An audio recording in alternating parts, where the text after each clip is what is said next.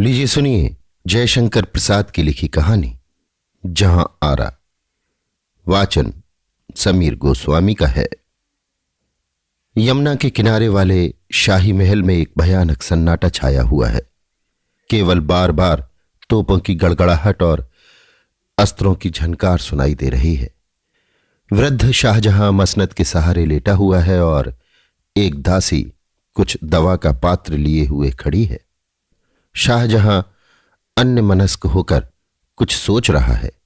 तोपों की आवाज से कभी कभी चौंक पड़ता है। अकस्मात उसके मुख से निकल पड़ा, नहीं नहीं, क्या वो ऐसा करेगा? क्या हमको तख्त ताउस से निराश हो जाना चाहिए?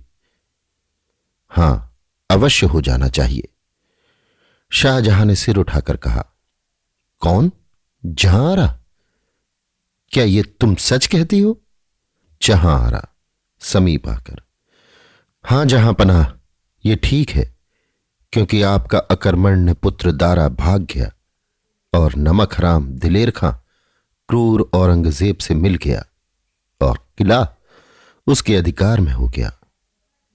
शाहजहां, लेकिन जहां आरा, क्या औरंगजेब क्रूर है? क्या वो अपने बूढ़े बाप की कुछ इज्जत न करेगा? क्या वो मेरे जीते जी तख्त ताउस पर बैठेगा? जहां आरा, जिसकी आंखों में अभिमान का अश्रु जल भरा था। जहां पनाह, आपके इसी पुत्र वात्सल्य ने आपकी ये अवस्था की। औरंगजेब एक नारकीय पिशाच है, उसका किया क्या नहीं हो सकता, एक भले कार्य को छोड़कर।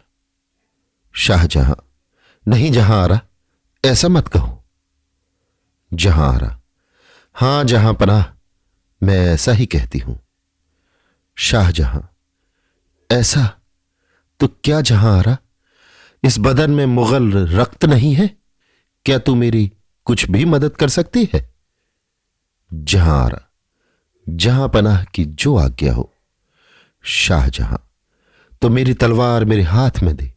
जब तक वो मेरे हाथ में रहेगी, कोई भी तख्त ताउस को मुझसे न छुड़ा सकेगा।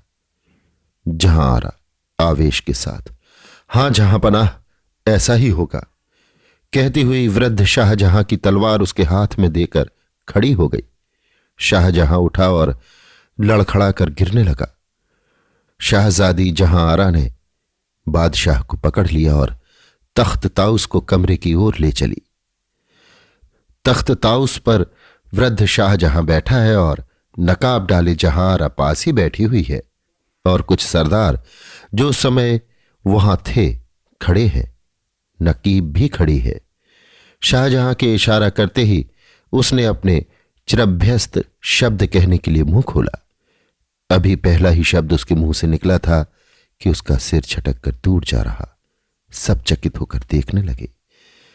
जरह बातर से लदा हुआ औरंगजेब अपनी तलवार को रूमाल से पोंछता हुआ सामने खड़ा हो गया और सलाम करके बोला, हुजूर की तबीयत नासाज सुनकर मुझसे न रहा गया, इसलिए हाजिर हुआ।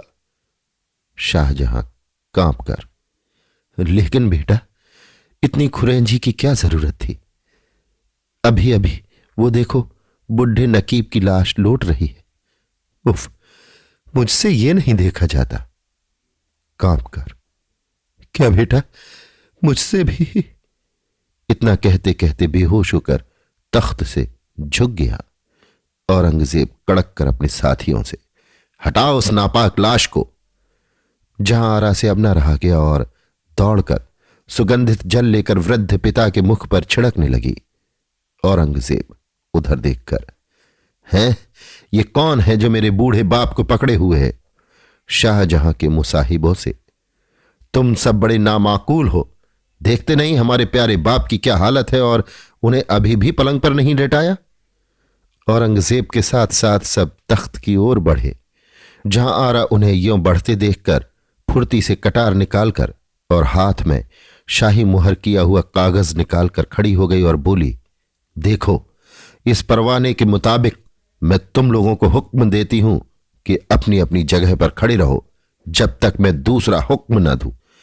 सब उसी कागज की ओर देखने लगे जिसमें लिखा था, इस शख्स का सब लोग हुक्म मानो और मेरी तरह इज्जत करो। सब उसकी अभ्यर्थना के लिए झुक गए। स्वयं औरंगजेब भी झुक गया और कई क्षण तक सब निस्तब्ध थे। अकस्मात औरंगजेब तनकर खड़ा हो गया और कड़क कर बोला, गिरफ्तार कर लो इस जादूगरनी को। यह सब झूठा फिसाद है। हम सिवा शहंशाह के और किसी को नहीं मानेंगे। सब लोग उस औरत की ओर बढ़े। जब उसने देखा तब फौरन अपना नकाब उलट दिया। सब लोगों ने सिर झुका दिया और पीछे हट गए। औरंगजेब ने एक बार फिर सिर नीचे कर लिया और कुछ बड़बड़ाकर जोर से बोला, कौन? जहां आरा? तुम यहां कैसे? जहां आरा? औरंगजेब तुम यहां कैसे? औरंगजेब पलटकर अपने लड़के की तरफ देखकर, बेटा, मालूम होता है कि बादशाह आलम बेगम का कुछ दिमाग बिगड़ गया है, नहीं तो इस बेशर्मी के साथ इस जगह पर ना आती। तुम्हें इनकी हिफाजत करनी चाहिए। जहां आरा, और औरंगजेब के दिमाग को क्या हुआ है जो वो अपने बाप के साथ बेअदबी से पेश आया? अभी इतना उसके मुंह से निकला ही था कि शहजादे ने फुर्ती से उसके हाथ से कटार निकाल लिया और कहा, मैं अदब के साथ कहता हूं कि आप महल में चलें, नहीं तो। जहां आरा से यह देखकर न रहा गया। रमणी सुलभ वीर और अस्त्र, क्रंदन और अश्रु का प्रयोग उसने किया और गिड़गिड़ाकर औरंगजेब से बोली, क्यों औरंगजेब, तुमको कुछ भी दया नहीं है? औरंगजेब ने कहा, दया क्यों नहीं है बादशाह बेगम? दारा जैसे तुम्हारा भाई था वैसा ही मैं भी तो भाई ही था, फिर तरफदारी क्यों? जहां आरा, वो तो बाप का तख्त नहीं लिया चाहता था, उनके हुक्म से सल्तनत का काम चलता था। औरंगजेब, तो क्या मैं वो काम नहीं कर सकता? अच्छा, बहस की जरूरत नहीं है। बेगम को चाहिए कि वो महल में जाए। जहां आरा कातर दृष्टि से वृद्ध मूर्छित पिता को देखती हुई शहजादे की बताई राह से जाने लगी। यमुना के किनारे एक महल में शाहजहां पलंग पर पड़ा है और जहां आरा उसके सिराहने बैठी हुई है। जहां आरा से जब औरंगजेब ने पूछा कि वो कहां रहना चाहती है, तब उसने केवल अपने वृद्ध और हतभागे पिता के साथ रहना स्वीकार किया और अब वो साधारण दासी के वेश में अपना जीवन अभागे पिता की सेवा में व्यतीत करती है। वो भड़कदार शाही पेशबाज अब उसके बदन पर नहीं दिखाई पड़ती, केवल सादे वस्त्र ही उसके प्रशांत मुख की शोभा बढ़ाते हैं। चारों ओर उस शाही महल में एक शांति दिखलाई पड़ती है। जहां आरा ने जो कुछ उसके पास थे सब सामान गरीबों को बांट दिए और अपने निज के बहुमूल अलंकार भी उसने पहनना छोड़ दिया। अब वो एक तपस्विनी ऋषि कन्या सी हो गई। बात बात पर दासियों पर वो झिड़की उसमें नहीं रही। केवल आवश्यक वस्तुओं से अधिक उसके रहने के स्थान में और कुछ नहीं है। वृद्ध शाहजहां ने लेटे लेटे आंख खोलकर कहा, बेटी, अब दवा की कोई जरूरत नहीं है। याद खुदा ही दवा है। अब तुम इसके लिए मत कोशिश करना। जहां आरा ने रोकर कहा, पिता, जब तक शरीर है तब तक उसकी रक्षा करनी ही चाहिए। शाहजहां कुछ न बोलकर चुपचाप पड़े रहे। थोड़ी देर तक जहां आरा बैठी रही, फिर उठी और दवा की शीशियां यमुना के जल में फेंक दी। थोड़ी देर तक वहीं बैठी बैठी वो यमुना का मंद प्रवाह देखती रही। सोचती थी कि यमुना का प्रवाह वैसा ही है, मुगल साम्राज्य भी तो वैसा ही है, वो शाहजहां भी तो जीवित है, लेकिन तख्त ताउस पर तो वो नहीं बैठते। इसी सोच विचार में वो तब तक बैठी थी जब तक चंद्रमा की किरणें उसके मुख पर नहीं पड़ी। शहजादी जहां आरा तपस्विनी हो गई है। उसके हृदय में वो स्वाभाविक तेज अब नहीं है, किंतु एक स्वर्गीय तेज से वो कांतिमय थी। उसकी उदारता पहले से भी बढ़ गई। दीन और दुखी के साथ उसकी ऐसी सहानुभूति थी कि लोग मूर्तिमती करुणा मानते थे। उसकी इस चाल से पाषाण हृदय औरंगजेब भी विचलित हुआ। उसकी स्वतंत्रता जो छीन ली गई थी उसे फिर मिली, पर अब स्वतंत्रता का उपभोग करने के लिए अवकाश ही कहां था। पिता की सेवा और दुखियों के प्रति सहानुभूति करने से उसे समय ही नहीं था। जिसकी सेवा के लिए सैकड़ों दासियां हाथ बांधकर खड़ी रहती थी, वो स्वयं दासी की तरह अपने पिता की सेवा करती हुई अपना जीवन व्यतीत करने लगी।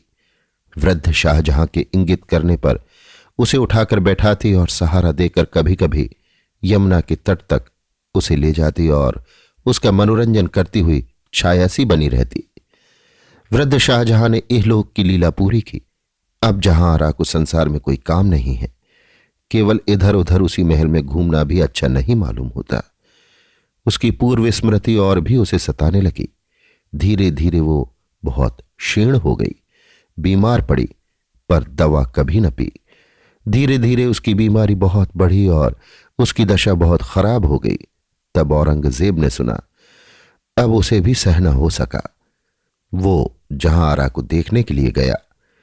एक पुराने पलंग पर, जीर्ण बिछौने पर जहां आरा पड़ी थी और केवल एक धीमी सांस चल रही थी। औरंगजेब ने देखा कि वो जहां आरा है, जिसके लिए भारतवर्ष की कोई वस्तु अलभ्य नहीं थी, जिसके बीमार पड़ने पर शाहजहां भी व्यग्र हो जाता था और सैकड़ों हकीम उसके आरोग्य करने के लिए प्रस्तुत रहते थे, वो इस तरह एक कोने में पड़ी है। पाषाण भी पिघला। औरंगजेब की आंखें आंसू से भर आईं और वो घुटने के बल बैठ गया। समीप मुंह ले जाकर बोला, बहन, कुछ हमारे लिए हुक्म है? जहां आरा ने अपनी आंखें खोल दी और एक पुर्जा उसके हाथ में दिया, जिसे झुककर औरंगजेब ने लिया। फिर पूछा, बहन, क्या तुम हमें माफ करोगी? जहां आरा ने खुली हुई आंखों को आकाश की ओर उठा दिया। उस समय उनमें से एक स्वर्गीय ज्योति निकल रही थी और वो वैसे ही देखती रह गई। औरंगजेब उठा और उसने आंसू पोंछते हुए पुर्जे को पढ़ा। उसमें लिखा था, बगैर सब्ज ना पोशत कसे मजार मरा, कि कब्रे पोश गरीबा हमी गया बसस्त।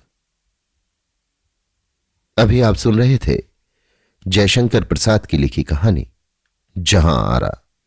वाचन समीर गोस्वामी का था।